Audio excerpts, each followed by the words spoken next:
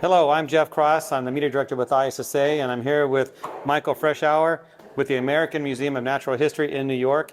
Michael, you must have an excellent facility because you are the winner of the Spotless Spaces Award. You must feel really good about that. Yes, of course. We're thrilled to death that we were recognized for this award, and of course the staff is very, very happy that they get this recognition, and certainly it validates all the hard work that they've put in and day out.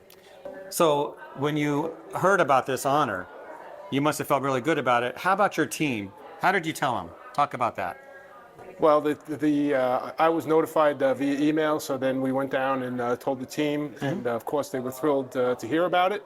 And when you get recognition from organizations like ISSA and Tork, it certainly validates all the work that you've done throughout the year. Absolutely.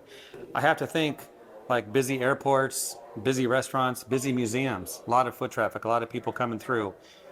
How do you balance all of that to make sure that everything's protected in the museum, but clean for visitors? Can you talk about the process there? Well, we spend an awful lot of time cleaning after hours, and that's where we do most of the in-depth cleaning and getting ready for the next day's activities. And it's not always a very straightforward process because there's a lot of things that happen after hours as well. We have a lot of events and education activities that continue to happen all throughout the evening. So once all the activity is complete, we do a final cleaning and prepare for the next day's activities.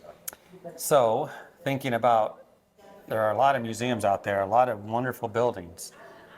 If you had to pick one or two reasons why you won this award, your facility, your team, what would that be?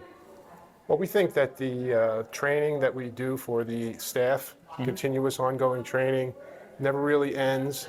We have a 4-week in-depth training program when the employees first start, and even when they're completed with their formal training, the informal training continues. And we like to say that the first year is really their training. The first year of employment is their training. They're being trained throughout the entire time, and that's because we have different activities that happen during different times of the year. And once they get through that first year, then they are officially trained. But we think that the professionalism and consistency that we instill in them really is what sets us apart. And all that training, all those people on your team that you're proud of, how many people actually visit the museum that they're cleaning up after? Well, on an average day, we get about 10,000 people coming through the door. On a busy days, we get upwards of 30,000 people. 30,000 people. Yeah, 30,000 people, and it's kind of like two hockey stadiums emptying in and out, and so it's an awful lot of activity going on, and at the end of the year, that's upwards of closing around 5 million visitors throughout the year. And it never stops. The doors open in the morning, here they come. Just people, no matter how careful they are, going to leave a mess, and they're going to do that. But that's why you have a great team to clean them up after them. What's the feedback from the visitors? Like you must do surveys or comment cards. How do people feel about your museum? We do have survey cards, and we do have online comments that we receive from the visitors. And one of the most important things that they always mention is the cleanliness of the facility.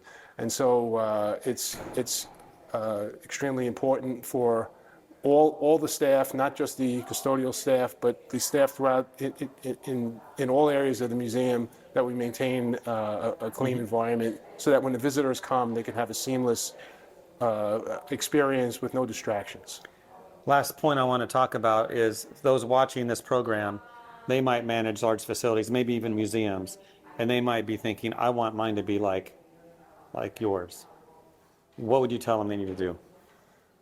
Well, when you work at a place like the Museum of Natural History, it kind of makes it easy to motivate the staff because